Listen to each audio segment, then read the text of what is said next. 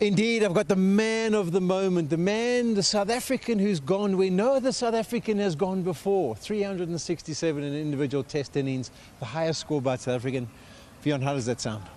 Yeah, it's pretty special, Polly. To be honest with you, I've never even dreamt of getting a double 100, never mind a triple 100. But it's super special, and the most important thing is to put the team in a good position to hopefully win this test. I mean, you played unbelievably. You didn't offer up any chances. You were just superb the whole way through. You spent a lot of time on the county circuit. You've really worked on your game over the last 2 or 3 years. You got this promotion to come in at number 3. All those contributing factors? Definitely. I think when I started playing for South Africa, I was nowhere near good enough, to be honest with you, Polly.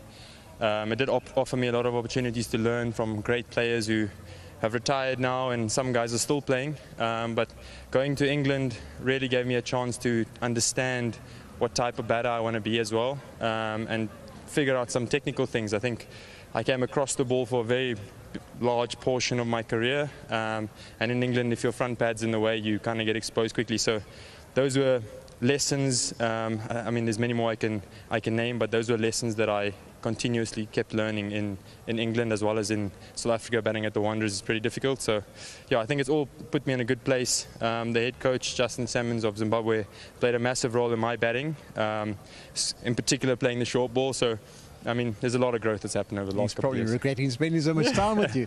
Obviously, the emotions, what did you go through? I mean, obviously the innings yesterday and then having to sleep overnight, coming back out here. Talk us through the last 24 hours. The little guy on the shoulder speaks a lot, to be honest. That's a big part of my game that I've worked on, is what's going on between the ears. But there were so many thoughts like, you've got enough, like you're going to come out today, look a bit silly. When I got 247, the guy bowled me, clean bowled me, like lapse of concentration. So there was so much negative that was happening. Other than that, there was a bit of positive here and there. Pete Botha at breakfast this morning said to me 277 is the highest score by a captain. So there was there was a lot of thoughts. In the end, it's just singing my song between balls and trying to keep myself natural, trying to keep myself present, kept feeling my shoes, that type of thing to make sure I'm in the moment and not too far ahead.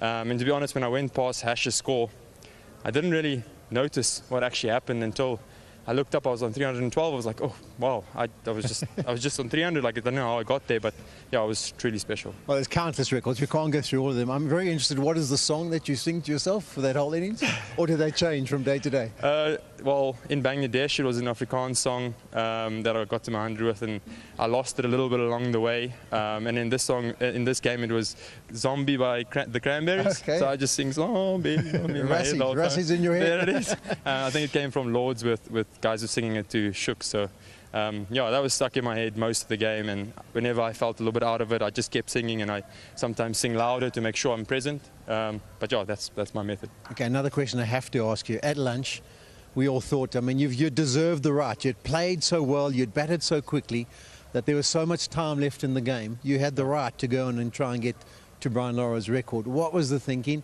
and why did you decide to pull out? Well, first things first, I thought we got enough and we need a bowl. And secondly, Brian Lara is a legend, let's be real.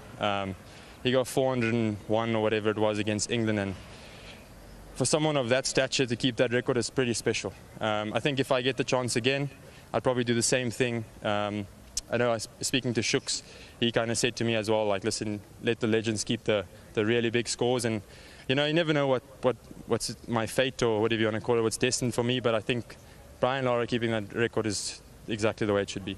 Wow, that's a very humble answer and very fitting answer to give us, and I think it's appreciated by exactly what kind of individual you are. So congrats on that. I think the effort's been fantastic. You'll hold the South African record for a long time, I think, and you're unbeaten as well.